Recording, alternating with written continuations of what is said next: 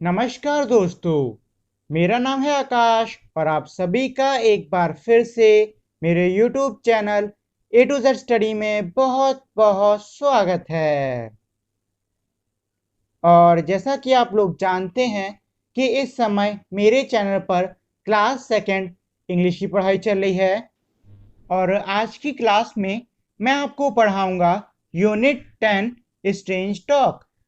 Strange talk. A little green frog lived under a log, and every time he spoke, instead of saying good morning, he only said croak croak. इसका मतलब ये है कि इसमें कह रहे हैं कि एक छोटा सा हरा मेंढक है जो कि एक लकड़ी के लट्ठे के नीचे रहता है और जब कभी भी वो अपना मुंह खोलता है मतलब बोलता है, वो गुड मॉर्निंग बोलने के लिए अपना मुंह खोलता है तो उसके मुंह से गुड मॉर्निंग निकलने की बजाय क्रुक क्रुक की आवाज निकलती है। इसमें लिटिल का मतलब होता है छोटा, ग्रीन का मतलब हरा, फ्रॉग का मतलब मेंढक, लिव्ड का मतलब रहना, लॉग का मतलब लट्ठा जैसे कि लकड़ी का लट्ठा और एवरी टाइम का मतलब हर बार, इंस्टेड बजाय मतलब इंस्टेड का मतलब होता है बजाय, गुड मॉर्निंग का मतलब होता है सुप्रभात और क्रोक क्रोक हमारी मेंढक की आवाज को बोलते हैं।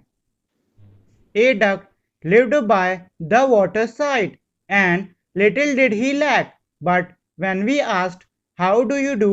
he always said, "Quack, quack."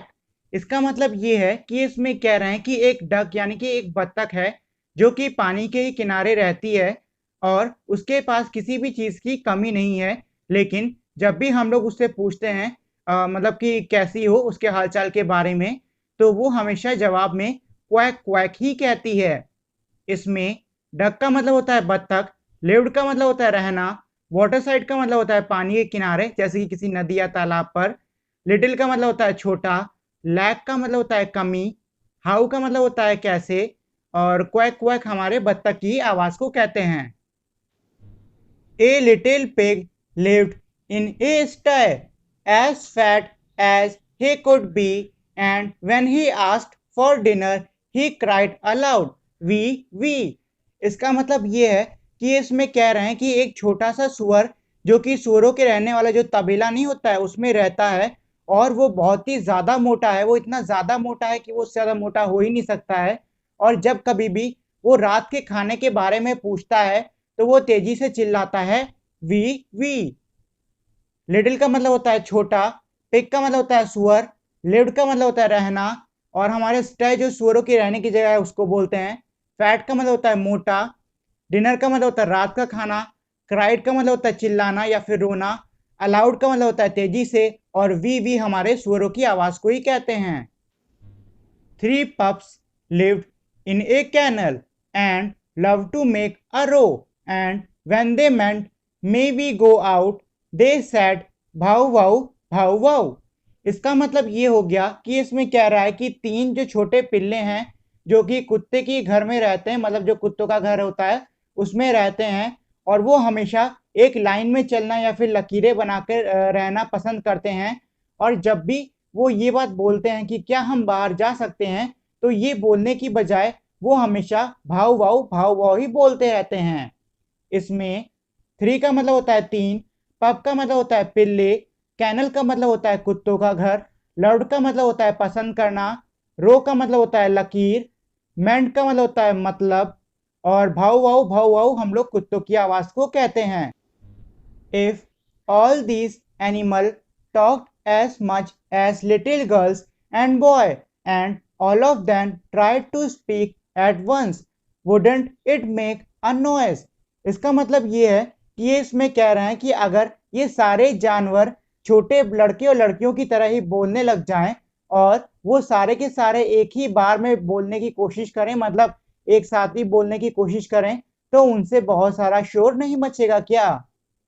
इसमें एनिमल्स का मतलब होता है जानवर, गर्ल्स का मतलब होता है लड़कियां, बॉयज का मतलब होता है लड़के, ट्राइड का मतलब होता है प्रयास करना, स्पीक का मतलब होता है बोलना और नॉइज का मतलब होता है शोर। और इसके जो राइटर मतलब कि जो लेखक हैं वो है मिस्टर एल ई यार। तो ये तो थी हमारे इस चैप्टर की मीनिंग। आइए अब इस चैप्टर में आगे कुछ क्वेश्चंस भी हैं हम उनको भी कर लेते हैं। Reading is fun. Are these sentences true or false? इसका मतलब ये है कि इसमें कह रहा है कि जो नीचे हमारे वाक्य दिए हुए हैं, क्या ये वाक्य सही मतलब ट्रू है या फिर ये वाक्य फॉल्स मतलब कि गलत है। तो हमारा पहला है a little green frog said quack quack. तो जो फ्रॉग यानी कि मेंढक था वो क्रो क्रो करता था, क्वैक क्वैक नहीं। तो ये वाला हमारा फॉल्स हो गया। दूसरा है a little pig love to make a row. जो पप्स थे मतलब जो पिल्ले थे उनको रो बनाना पसंद था, सुअर को नहीं। तो ये भी हमारा फॉल्स हो गया। A duck only set croak croak. तो मैंने आपको बताया था कि जो क्रोक क्रोक आवाज है वो डक यानी कि बत्तर की मतलब बत्तख की नहीं बल्कि की हमारे मेंढक की है। तो हमारा ये वाला भी फॉल्स है। और आखिरी है a pig cried aloud wee wee. मतलब जो सुअर है वो वी वी करके तेजी से चिल्लाता है। तो ये हमारा ट्रू है क्योंकि जो सुअर है वही वी वी की आवाज निकालता है। अगला है let's talk. Seema talked a lot and her brother called her talkative. Do you think Seema should talk? इसका मतलब ये है कि जो सीमा है मतलब लड़की है वो बहुत ही ज्यादा बातें करती है, इसीलिए जो उसका भाई है वो उसे बातूनी कहता है। अब नीचे ये दिया हुआ है कि क्या सीमा को इन इन हालातों में बात करनी चाहिए। जैसे कि हमारा पहला है when the teacher is teaching in the class. मतलब जब कोई अध्यापक कक्षा में पढ़ा रहा हो तब क्या सीमा को बात करनी चाहिए? तो इसका आंसर होगा नो। अगला है ऑन द प्लेग्राउंड। क्या खेल के मैदान में उसे बात करनी चाहिए? तो वो अपनी इच्छा है उसकी, चाहे तो करे चाहे तो ना करे, वैसे वो यहाँ पे बात कर सकती है। दूसरा है वाइल शी इज ईटिंग। तो आप लोगों ने सुना होगा सब लोग कहते रहते खाते टाइम बात नहीं करनी चाहिए। तो यहाँ पे भी होगा नो।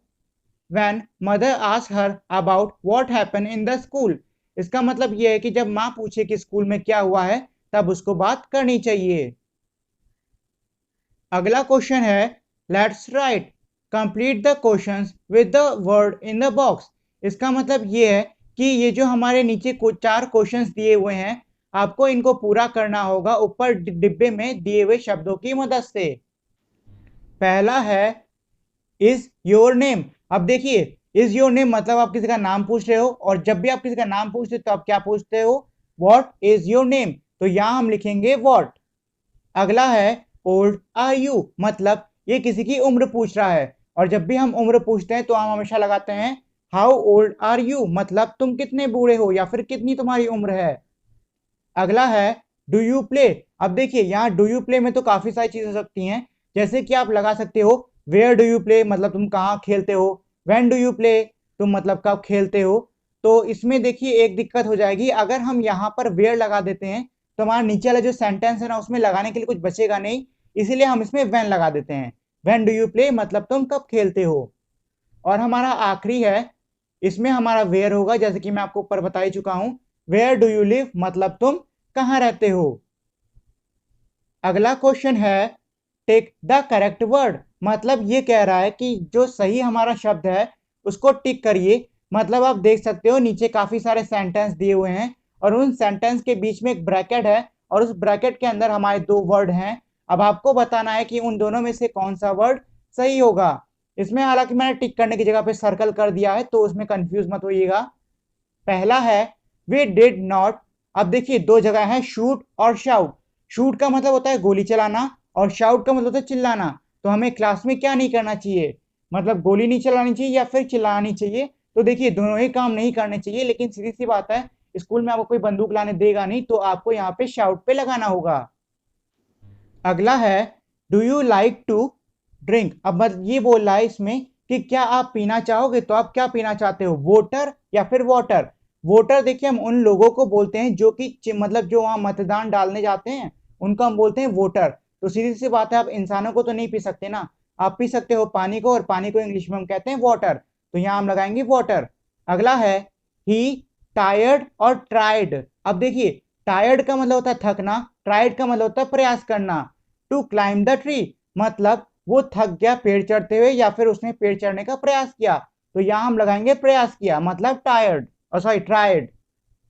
विल यू, फिर हमारा लिखा है एक प्लीज और एक हमारा प्लेस। अब देखिए आपका जो प्लीज है वो यहाँ पे सही होगा, जो हमारा अगला वाला उसकी तो स्पेलिंग ही गलत है। अगला है आई कैन सी और सी विद माई आई। देखिए अब इसमें 2 प्रकार के सी हैं, एक सी का मतलब होता है देखना, एक सी का मतलब होता है समंदर। तो हमारी आंखें किसका काम करती हैं? देखने का करती है ना। तो यहाँ पे हम देखने वाले यानी कि सी पे टिक लगाएंगे, ना कि दूसरे सी पे जिसका मतलब होता है समंदर। अगला क्वेश्चन है make sentences using the following words. इसका मतलब ये है नीचे जो हमारे वर्ड यानी कि शब्द दिए हुए हैं आपको उनसे वाक्य यानी कि सेंटेंस बनाने होंगे। जैसे कि हमारा पहला वर्ड है इज, तो देखिए आप इससे सेंटेंस बना सकते हो इट इज पेन, मतलब ये एक कलम है। अगला है आर, तो आर से आप बना सकते हो हु आर यू, मतलब तुम कौन हो। इसके बाद हमारा अगला वर्ड है हैव, तो हैव में हम लिख सकते हैं he have a nice car, मतलब उसके पास एक अच्छी गाड़ी है। फिर हमारा अगला है he has a new car, मतलब उसके पास एक नई गाड़ी है। और हमारा आखिरी है हैड, इसमें है I once had a car, मतलब मेरे पास एक बार गाड़ी थी, मतलब कभी मेरे पास गाड़ी हुआ करती थी। तो ये मैंने सबके इसमें सेंटेंस बना दिए हैं। अगला क्वेश्चन है राइट 5 लाइन्स ऑन माई पेट, मतलब ये कह रहा है कि मेरे पालतू जीव पर आपको 5 लाइनें लिखनी होंगी। इसमें मैंने 3 कर दी हैं, बाकी 5 मतलब बाकी बची हुई 2 आपको खुद से करनी होंगी। पहली है आई हैव अ पेट, मतलब मेरे पास एक पालतू जीव है। दूसरी है ही इज अ डॉग, मतलब वो कुत्ता है। तीसरी है हिज नेम इज टॉमी, मतलब उसका नाम है टॉमी। अब देखिए आप चौथी और पांचवी में ये लिख सकते हो कि उसे कुछ ये खाना पसंद है, या फिर वो यहाँ रहता है, और बाकी चीजें। अब इसी में हमारा एक छोटा सा पैसेज है, आइए हम उसको भी पढ़ लेते हैं। द वाइस ओल्ड आउल, अब देखिए वाइस का मतलब होता है अकलमंद, ओल्ड का मतलब होता है बूढ़ा, और आउल का मतलब होता है उल्लू। इसमें ये कह रहे हैं कि एक अकलमंद बूढ़ा उल्लू। A wise old owl lived in a oak, the more he saw the less he spoke, the less he spoke, the more he heard. Why can't we all be like that wise old owl? इसका मतलब ये है कि ये कह रहे हैं कि एक बहुत ही बूढ़ा अक्लमंद उल्लू था जो कि एक ओक ट्री पर रहा करता था। ओक हमारे एक पेड़ का नाम है।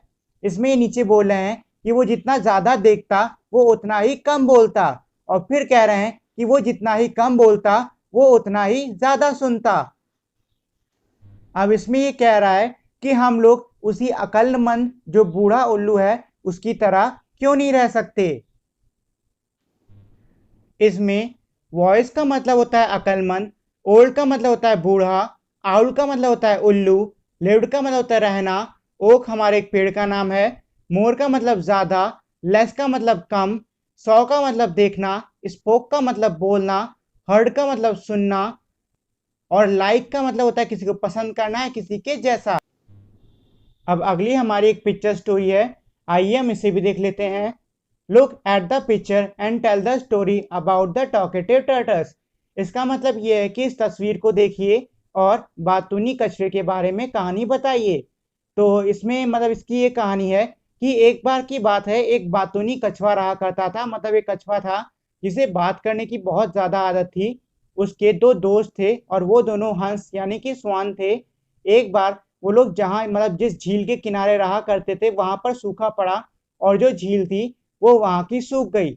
अब सीधी सी बात है, अगर झील नहीं होगी तो कछुए और वहां के जो जानवर हैं वो सब प्यास के मारे मर जाएंगे। क्योंकि स्वर्ण के पास तो पर होते हैं, तो उन लोगों ने एक तरकीब सोची कि किस तरीके से वो भी किसी अच्छी जगह पे जा सकें और जो कछुआ है उसको भी अपने साथ ले जा सकें। तो उसके लिए उन्होंने एक डंडी लाई और कछुए से कहा कि वो अपने मुंह से उस डंडी को कसकर पकड़े रहे, और जो दोनों स्वान यानी कि हंस थे वो उस डंडी के मतलब दोनों उस डंडी का किनारा पकड़ के कछुए को उस डंडी के साथ उड़ा ले जाएंगे। ये तरकीब तो उन्होंने बनाई, लेकिन जब वो हवा में पहुंचे तो जो बातूनी कछुआ था उससे चुप रहा ना गया, और उसने एकदम से बात करने के लिए अपना मुंह खोल दिया। और जैसे ही उसने मुंह खोला जो कछुआ था उससे डंडी छूट गई और कछुआ नीचे गिर गया। तो ये थी हमारी इसकी ये कहानी। अगला क्वेश्चन है let's copy and write. Copy each question and then choose the right answer from the red box, one has been done for you. इसका मतलब ये है कि ये इसमें कह रहे हैं कि आपके ये जो यहाँ पे क्वेश्चन लिखे हुए हैं साइड में नंबर 1 2 3 करके 6 तक, आपको ये सारे क्वेश्चन इनकी दी हुई जगह मतलब जहाँ नंबर 1 लिखा है वहां पे वो क्वेश्चन लिखिए, नंबर 2 पे उसका नंबर 2 का क्वेश्चन, इसी तरीके 3 4 5 6 पर उनके नंबरों का क्वेश्चन लिखना है और उसके बाद जो उनका आंसर है वो ये जो लाल वाला डिब्बा आपको दिख रहा है इसमें से उठा के रखना होगा। जैसे कि पहले वाला इन्होंने किया है, इज द मैन टॉल और शॉर्ट, मतलब जो आदमी है वो लंबा है या फिर छोटा है। तो इसका आंसर इन्होंने रेड वाले से उठाया और वो है ही इज टॉल, मतलब वो लंबा है। अगला क्वेश्चन है, इज द वुमेन टॉल और शॉर्ट, मतलब जो औरत है वो लंबी है या फिर छोटी है। तो इसका आंसर होगा शी इज शॉर्ट, मतलब वो छोटी है। तीसरा है हमारा, इज द एलिफेंट बिग और स्मॉल, मतलब जो हाथी है वो बड़ा है या छोटा है। तो इसका आंसर होगा इट इज ए बिग, मतलब वो बड़ा है। अगला है, इज द माउस बिग और स्मॉल, मतलब जो चूहा है वो बड़ा है या छोटा है। तो इसका आंसर होगा इट इज स्मॉल। फिर हमारा 5वें नंबर का क्वेश्चन है, इज द ट्री ग्रीन और रेड, मतलब जो पेड़ है वो लाल है या फिर हरा है। तो इसका आंसर है ग्रीन, तो यहाँ पे हम लिख देंगे इट इज ग्रीन। अगला है, इज द हाउस ग्रीन और रेड, मतलब जो घर है वो लाल है या फिर हरा है। तो हमारा घर लाल है, तो हम इसमें आंसर में लिख देंगे इट इज रेड। और इसी के साथ में हमारी आज की क्लास यहीं पे खत्म होती है। आप सभी का मेरे इस वीडियो को देखने के लिए बहुत बहुत धन्यवाद। अगर आपको ये वीडियो अच्छी लगी हो तो प्लीज़ मेरी इस वीडियो को लाइक करें, शेयर करें और मेरे चैनल को सब्सक्राइब करना ना भूलें। मिलते हैं हम अब अगली वीडियो में, तब तक के लिए नमस्कार।